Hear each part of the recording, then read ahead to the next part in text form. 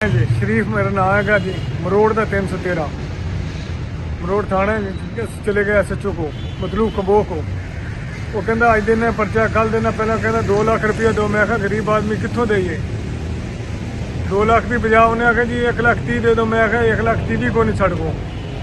उन्हें आखा जी 7,55 कर दी। मैं आखा 7,55 सानू की फिर साढ़े जो मैरिट बनता वो बना दे। उन्हें साढ़े मैरिट कुछ भी नहीं आख्या। 1 लाख रुपया मेरा वो रखी बैठा है। SP साहब को गया मैं, उन्हें पर्चे का आर्डर दिता है। मैं RP साहब को इतने आने लगा तो मैंने कहता तू अगर चले गया तो तेरे मैं खिलाफ है वो पर्चा देवांगा, दुनिया देखेगी। मैं कहा क्यों? अफसर सीनियर ने उन्हें कहा मैं मंथली दे रहा गा, तू जिथे मर्जी भजे रहा। थले भी साढ़ा महकमा उत्ते ही साढ़ा महकमा है।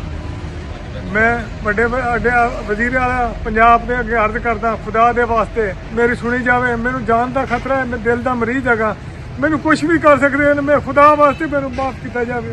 मेरे मतलूब को पैसे लैके दिते जाने। मेरी हालात किसी वक्त ही मैनू जान का खतरा है।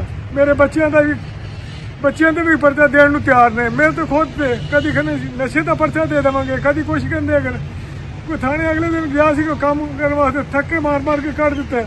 RPO साहब DPO साहब आए थे, उन्हें पेश होने लगा धक्के मार मार के मतलूब कमो ने मैंने कट दिता, थप्पड़ मारे। मेरी टबरी में धक्का दिता थाने मुद्दी हो पी। मैनू थाने के शिद्दत की रखा मतलूब कमो ने। हले थोड़ी भी मेरी वीडियो का हिस्सा है कुछ। वजीर पंजाब मरीम नवाज खुदा वास्ते सुन लो, जो यह बंदा ही रखना तो फिर सानू गोली मार दो, इन्हों रखी रखो, फिर सानू गोली मार दो। साढ़े नामी ज़द मुर्शिद यही है। मेरा वादा घाटा होया मतलूब कमो का ही है।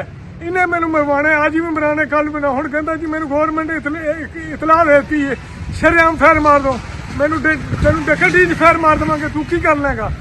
खुदा दे वास्ते मैं गरीब बंदा, मेरी सुन लो, जब बचा सकते नहीं तो शरेआम मार दो। फिर अज भी जाना तो कल भी जाना। खुदा हाफिज। बड़े छोटे अफसरों का मेहरबानी की जाए। DPO साहब RPO साहब मेहरबानी करें। SP साहब कोई मैं पाकिस्तानी नहीं है, गैर मुल्की है तो फिर मैंने फैर मार के जान छड़ा दो। अल्लाह हाफिज।